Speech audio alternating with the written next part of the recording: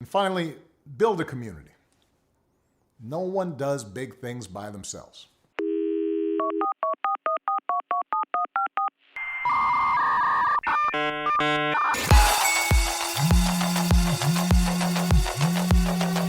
Hi, I'm Alexa. Would you like to air party?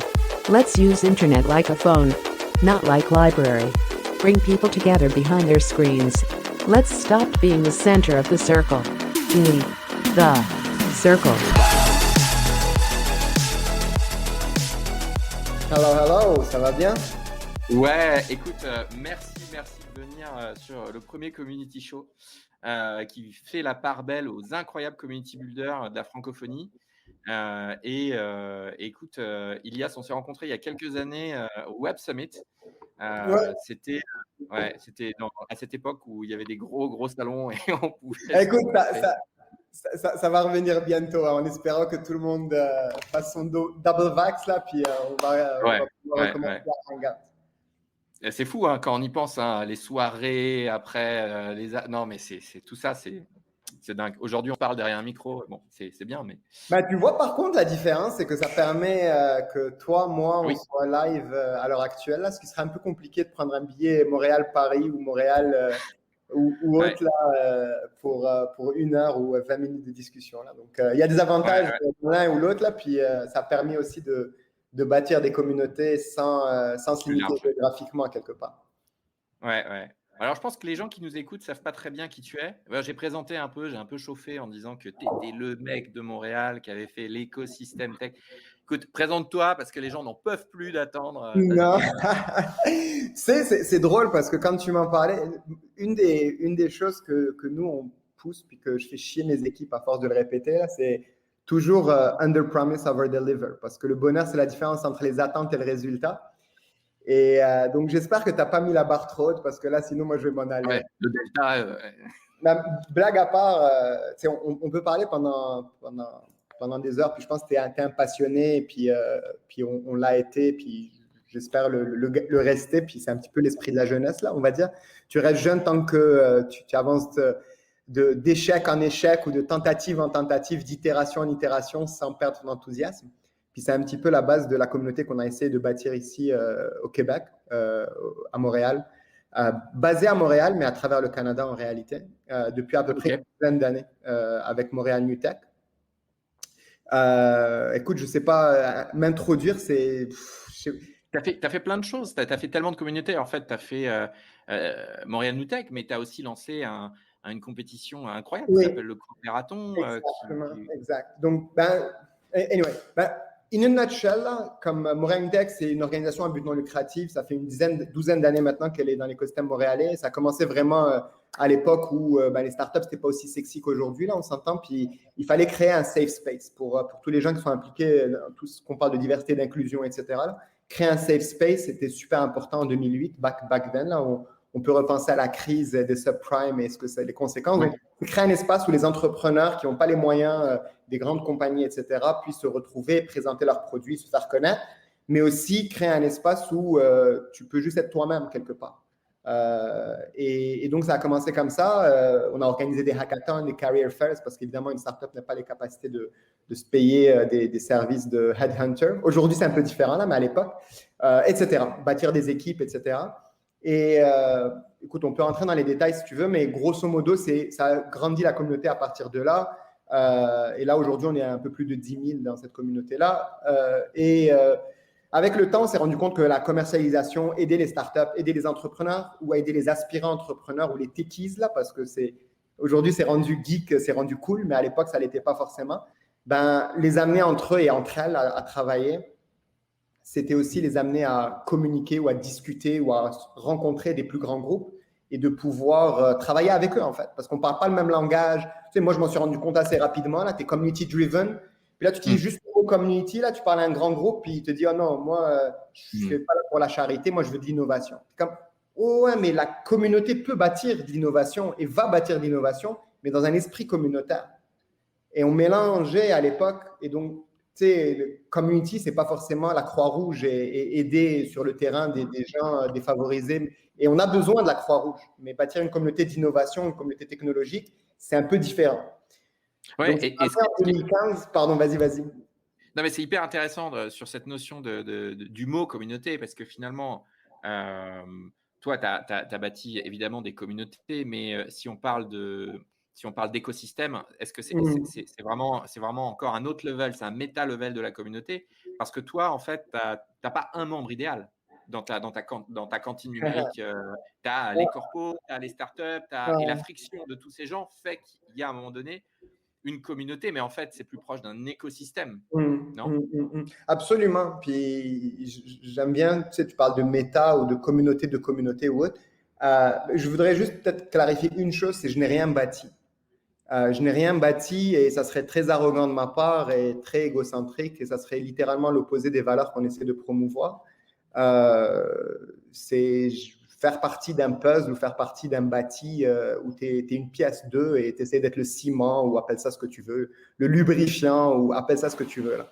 Mais tu sais, c'est mettre des assises, c'est essayer de créer. Tu sais, on parle beaucoup, tu sais, on a justement, tu parles du coopératon, qui est cette programme compétition d'innovation ouverte.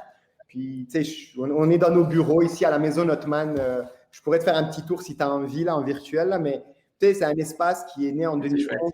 C'est un vieux bâtiment qu'on a retapé avec les gens d'une fondation et tu sais, on a peinturé ici il y a quelques temps. Le coopératon, c'est on crée un espace-temps où on amène des entrepreneurs, des technologistes, des chercheurs, des entreprises qui donnent des défis pour travailler ensemble pendant un mois et explorer des choses.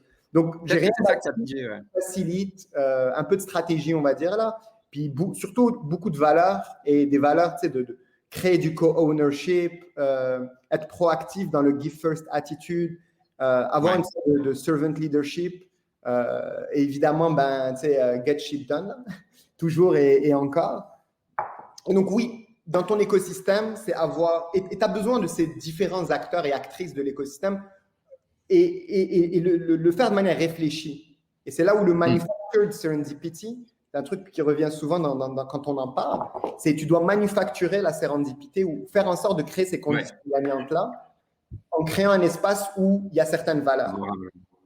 Certaines valeurs et donc des valeurs, ce que je disais tout à l'heure, là, c'est des valeurs de générosité partagée, des valeurs de ownership partagé, ne pas se mettre soi-même forcément de l'avant.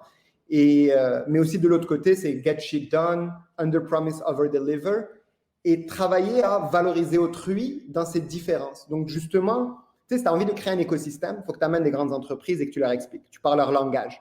Donc toi, tu deviens un traducteur.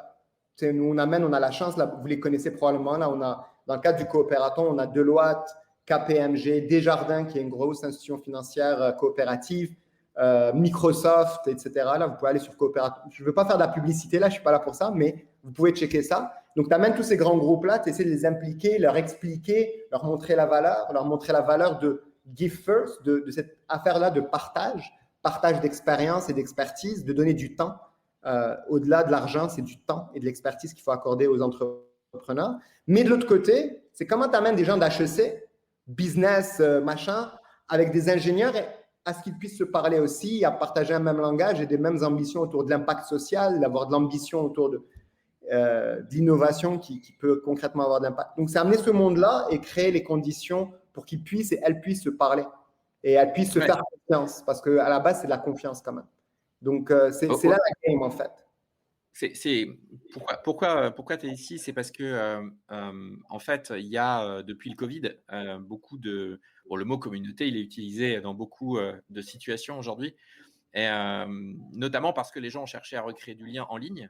Ce qu'on disait tout à l'heure, c'est que ça offre des possibilités de se parler sans prendre un billet d'avion. Et bon, c'est dommage, on ne fera pas de resto, mais en tout cas, mais du coup, ça permet de faire des liens plus faciles. Mais alors, du coup, des deux côtés, moi, je viens des deux mondes. Hein, j'ai fait les communautés physiques avec ce que tu vis toi, ce que tu as mis en place, les coworks, etc. Et je vis maintenant les communautés online, 100% remote. Et en fait, elles sont hyper complémentaires parce que les communautés physiques, elles sont très fortes dans le matchmaking des gens entre eux, ce qui est par définition la différence entre une audience et une communauté. Et la communauté, les gens se rencontrent, l'audience, pas du tout. Donc, les communautés physiques, tiers-lieux, etc., vachement fort là-dessus. Mais alors, du coup, une fois qu'entre 2 événements, c'est très dur de garder en fait le rythme parce qu'on ne sait pas entretenir, l'amour entre 2 événements. Par contre, les communautés online, elles sont très fortes dans le fait, au fil de l'eau, de faire tout un tas de choses. Mais alors, elles sont très mauvaises dans le fait de se mettre en mouvement. Tu vois? Il y a jamais de gros projet, tu vois? Il y a pas le coopératon, il y a pas le challenge de l'année. C'est les routines de la Ouais, semaine. Tu vois, sur un meet-up de 17 à 18, c'est très cool, mais du coup, il manque un projet commun, quoi. ouais. Et je trouve intéressant que toi, finalement, toi, par exemple, sur Montréal New Tech, comment vous faites aujourd'hui en remote? C'est difficile, c'est pas difficile? Ben, c'est une bonne question. Écoute, rien n'est facile, mais rien non plus n'est super difficile. Dans le sens où, Tout à fait. sincèrement, I don't mean it in a cute way, mais it's all about your values. Quand tes valeurs transparaissent, les Ouais. gens, il y a de la résonance qui se fait. Et de manière très, très, très concrète, dans les actions qu'on a portées quand il y a eu la COVID, par exemple, on est passé d'activités, ce qu'on appelle les Creative Collision, là, vous pouvez les checker aussi. C'était des activités qu'on organisait avec 150, 200 personnes, 4 ou 5 grands groupes, des startups qui viennent présenter, des chercheurs. Donc, c'était conférences, table de travail, où il y a des reverse pitch des grands groupes, des pitch des startups et ensuite des kiosques, des espaces de réseautage où les gens peuvent comme développer et continuer leur relation d'affaires. Et en 2019, on avait commencé déjà avec Hopin, qui est comme aujourd'hui une compagnie assez grosse, là, mais à l'époque, ça ne l'était pas tant. Et donc, D'accord. on a fait migrer ce format-là et on a itéré là-dessus pour que, au lieu de 150 personnes, on est passé à 800 personnes. Au lieu de faire des trucs géographiquement limités à Montréal, ben, on est passé OK. à travers le Canada. On a même eu des gens d'Allemagne qui sont venus, des compagnies, etc. Donc, on a fait de France, pas encore, mais écoute, en discutant, peut-être qu'on va pouvoir faire quelque chose. Et donc, de sortir de la géographie. Mais tout d'abord, c'était les valeurs qui nous ont rejoints. C'est celle de dire on veut encourager, aider la commercialisation d'entrepreneurs ambitieux qui ont une volonté d'impact social à travers de l'innovation concrète. Donc, ce message-là, qui était au-delà des mots, mais dans nos actions concrètes, a résonné avec des grands groupes qui voulaient se rejoindre. Donc, ça, c'était dans le passage du physique au virtuel. Au contraire, c'est devenu une force. Aujourd'hui, on est connecté justement avec à Séoul, Japon, whatsoever. Donc, ça, c'est vraiment le passage du volet événementiel. Le deuxième, puis pour continuer sur ton aspect de dire est-ce que c'est difficile de passer du physique au virtuel, c'est qu'il n'y a pas un virtuel, il y a multiples virtuels. Puis c'est de la même manière qu'il y a des gens qui apprennent mieux en lisant, il y a des gens qui apprennent mieux en écoutant, il y a des visuels, whatsoever. L'autre, c'est de dire virtuellement, il y a plusieurs manières d'impliquer ou d'intégrer les communautés. Donc, on a essayé plusieurs choses. Si on a fait un show qui s'appelait le Innovators Live, on a un groupe Facebook, il y a à peu près 10 000 personnes. Tu parlais tout à l'heure de ce qu'on fait dans le cadre de la plateforme en partenariat avec Desjardins, où je travaille aussi. On a bâti la plateforme Coopératon Global, qui est une communauté orientée autour de l'action, donc où les gens peuvent bâtir leur compagnie au sein de cette plateforme-là qui s'appelle Coopératon Global, et donc de rejoindre des défis, de répondre à des défis, de rejoindre des projets, etc. Donc ça a été vraiment multi-parties prenantes. Mais surtout et avant tout, c'est tirer des partenariats.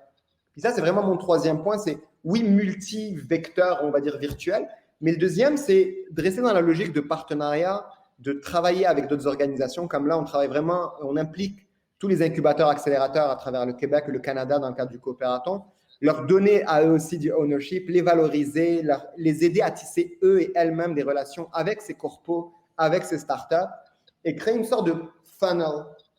Donc, tu sais, comme je suis sûr qu'il y a pas mal de gens qui font du B2B sales ou autre, là, qui sont avec nous, là, mais tu sais, tu as ton funnel de conversion. Donc, tu vois, tu as un incubateur, accélérateur, tu as un incubateur qui prend les startups à ce niveau-là.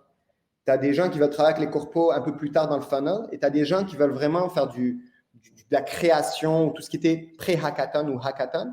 Ben, on essaie de tisser des relations avec les gens qui organisent des hackathons, avec les incubateurs, avec les pre-seed funds.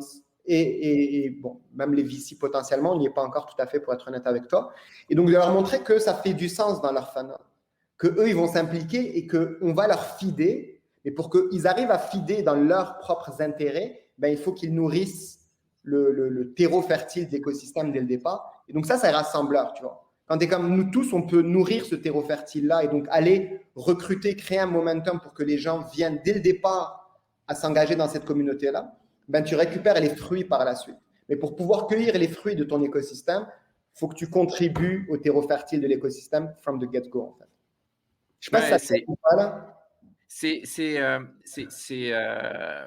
ce que moi, en tout cas, je vois dans les modèles de communautés qui marchent un peu plus vite que les autres, c'est que sont des communautés qui sont développées en mode, voilà, en mode méta. Moi, j'aime bien cette vision d'esprit, mais c'est de se dire, en fait, une communauté, c'est pas une somme d'individus, point barre. C'est pas comme ça. En fait, une communauté, c'est souvent un regroupement de micro-communautés. C'est souvent des gens qui ont déjà une communauté et qui fusionnent ensemble pour faire un commun qui va avoir un leverage de ouf, Ouais. qui va faire que ce leverage, tu ne peux pas l'avoir autrement que si tu es dans la communauté. Et en Ah, fait, ouais. Vas-y, je te laisse finir. non, bah c'est un peu ce que tu fais, quoi. C'est-à-dire, en fait, tout le monde vient avec sa propre tribu Ouais. et on se dit, hey, on fait une band et on y va tous ensemble, quoi. Ouais. Mais c'est là où les valeurs sont importantes. Puis je reviens là-dessus, puis des fois je fais chier mes équipes aussi, là, où je reviens aux valeurs. Mais si tu n'as pas les valeurs, tu n'as rien. Sincèrement, là, je te le dis parce que les mots, c'est facile. Puis vous, les Français, vous êtes vraiment très bons à bien parler, mais c'est les actions qui parlent plus que les mots. Et je ne le dis pas de manière arrogante ou autre. Moi, je viens du Maroc, là, puis croyez-moi, on a lu nos Molières et nos Rabelais et compagnie, là, donc on sait bien parler aussi, là. Mais les paroles, c'est facile, c'est dans les actions. Et faire vivre tes valeurs, c'est dans les actions que tu dois les porter. Ce que tu dis, Alex, tu as tout à fait raison.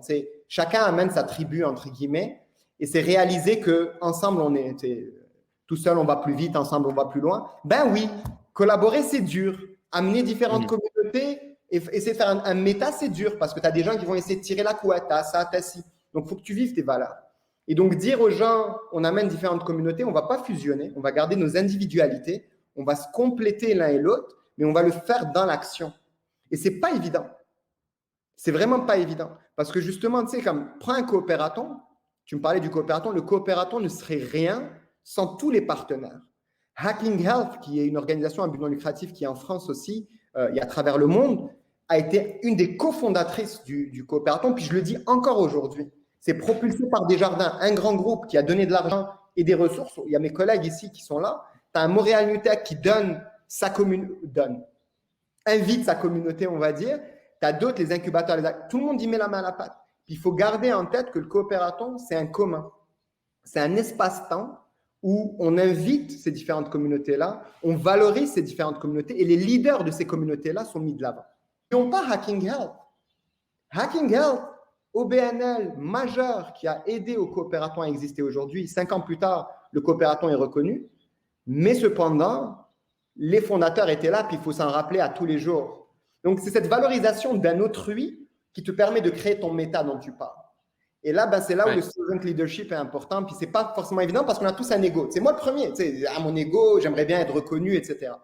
Mais pour que tu sois bien reconnu, il faut que tu fasses reconnaître les autres qui travaillent avec toi et reconnaître leur travail, reconnaître leur contribution, parfois même au-delà de ce que eux et elles peuvent penser à elles-mêmes, en fait. Parce qu'une bonne communauté, c'est quand tu as des gens qui pensent plus à ta communauté qu'ils pensent à eux-mêmes et à elles-mêmes. Et donc, c'est toute une dynamique où tu dois travailler fort, under promise, over deliver, créer cet espace-temps de confiance où tu amènes des gens à contribuer, mais quand ils contribuent, et non pas dans une simple relation commerciale, mais quand ils contribuent, tu les valorises, tu leur crées des opportunités, tu leur amènes de la business aussi et tu fais grandir leur communauté à eux. Ben là, tu crées une sorte de galaxie, de planètes qui chacune… Tu permets à chacun en fait de retrouver le leverage, enfin de profiter en fait de l'effet de groupe. Mais ce qui est intéressant aussi dans la création d'événements comme le coopératon ou d'un projet communautaire, quel qu'il soit, ça peut être un média. Hein. Moi, je vois beaucoup ça aujourd'hui, les communautés deviennent des médias et les médias deviennent des communautés sur Internet. En fait, il y a un point focal entre les deux. C'est quand même dingue. Hein. C'est vraiment dingue. Pourquoi ? Alors, pourquoi je ne vais pas expliquer pourquoi, parce que j'en sais rien moi-même, mais ce que je peux, moi, observer, c'est que y a Malraux qui disait que… alors, attends, je fais mon intelligent, mais je prends la citation parce que pour moi, elle est magnifique. Non, prends la citation, voilà bien la quoter. L'art peut t'aider à prendre conscience de la grandeur qu'on ignore en soi. Et en fait, ce que dit Malraux, c'est que l'art ça peut te faire prendre conscience tout simplement de toi-même. Et moi, je trouve que les meilleures communautés sont des communautés qui ont des avatars de communauté et qui réfléchissent à créer leur avatar de communauté. Et un avatar de communauté, c'est un avatar qui montre que la communauté existe. Par exemple, un coopératon, quand ça se déroule, on voit la communauté vivre. Un média avec plusieurs chroniqueurs ou un community show comme on le fait là maintenant, où les speakers sont les membres de la communauté, quand tu turn your member as a speakers, eh bien, tu crées un avatar. Et en fait, il y a combien de communautés qui ne travaillent pas leur avatar? Et quand tu ne travailles pas ton avatar de communauté, eh ben, tu n'existes pas quelque part.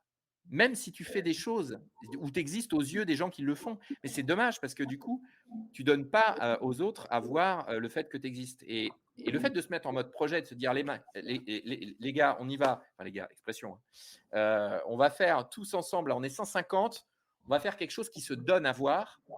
Et ben mine de rien, et ben, tu existes quand tu fais ça. Tu existes en fait aux yeux des autres, aux yeux de toi-même, aux yeux des membres qui ont envie de beaucoup plus s'engager. Et travailler cet avatar-là, je trouve que eh ben, les communautés physiques, IRL, bah, sont quand même beaucoup plus douées pour le faire que les autres. Quoi. Ah oui, c'est sûr. Tu as absolument raison. Puis je pense, comme tu le dis, tu vois, avoir une représentation, un avatar et le défi, je pense, c'est sûr que physiquement, c'est toujours un petit peu plus simple que virtuellement. Le défi, je pense, c'est dans la valorisation des membres de cette communauté-là et la valorisation de cet avatar, mais en même temps que cet avatar-là soit partagé. Et c'est dans la valorisation et le partage qu'il faut trouver cette balance-là. Puis finalement, le leader ou le servant leader de cette communauté-là est quoi au sein même de cette communauté? Ou dans cette, tu sais, tu parlais tout à l'heure de macro, d'un aspect un peu plus méta. C'est comment est-ce qu'il propulse cette communauté et cet avatar-là sans pour autant s'effacer dedans. Tu sais, tu parlais de l'art tout à l'heure, là, mais il faut, justement, c'est une affaire d'équilibre. Ouais. Tu dois te valoriser tes membres de communauté ou tes autres communautés si tu fais du méta. Exactement. T'effacer dedans parce que c'est aussi beaucoup d'énergie qui est donnée. Puis à some point, tu n'es pas un réacteur nucléaire non plus. Hein. Ouais, et alors je ne sais plus qui est-ce qui décrivait bien ce que tu dis là, mais il disait que l'important, c'est pas d'être le centre du cercle, c'est d'être le cercle lui-même. Et en fait, quand j'ai entendu moi ça, il faudrait vraiment que je retrouve le mec qui a dit ça. C'est que quand tu comprends ça, quand tu es community builder, tu comprends beaucoup de choses. Mais c'est au départ, par exemple, quand tu fais un produit, par exemple, un founder qui veut lancer un produit, une SaaS, n'importe quoi, en fait, il devrait commencer par faire ça. Mais c'est super dur parce que ça veut dire qu'il faut que tu mettes ton ego de côté, toutes les idées que tu as eues, tes hypothèses. Mais en fait, en vrai, quand tu commences quelque chose, il faut être le cercle, il ne faut pas être le centre du cercle. Parce que tu réunis les gens. Absolument. Puis par ailleurs, je crois, c'est un peu comme la Terre est ronde, là. Il y a un cercle qui est. C'est une infinité de points qui forment un cercle. Puis le centre du cercle est pas mal seul. Hein. Il occupe pas grand-chose parce qu'il est seul. Tu as parlé en vrai, puis il y a un mot qu'on n'a pas encore utilisé dans toute cette conversation-là, c'est authenticité. Puis je veux pas être le gars cute là qui utilise des termes authenticité, let's go. Mais réellement et concrètement, là, même si moi je pars un SaaS demain, puis qu'on se dit, tu sais, oui, je dois bâtir une communauté autour de mon SaaS, etc., etc. L'authenticité avec laquelle tu vas bâtir ta communauté, au-delà du fait que tu as envie de vendre de ton SaaS, etc., va faire en sorte que tu vas pouvoir la bâtir. Parce que c'est aujourd'hui encore plus qu'hier, là, où tout le monde est devenu un média. Puis là, tu parlais tout à l'heure de médias versus événements, versus canaux, versus distribution, versus bilatéralité. Et on peut en parler des mots en tant que tel, mais les individus sont devenus des médias. Et un rassemblement d'individus crée un nouveau média, etc. Du TikTok au Facebook jusqu'à in real life, comme tu disais. Et donc, l'authenticité est encore plus valorisée parce que tu n'as plus vraiment le droit de… Enfin, même si tu ne veux pas être authentique, ça va se savoir très rapidement. Et donc, le conseil, même quand je travaille avec des startups, etc., c'est si tu n'es pas passionné par le volet communautaire, trouve quelqu'un qui l'est.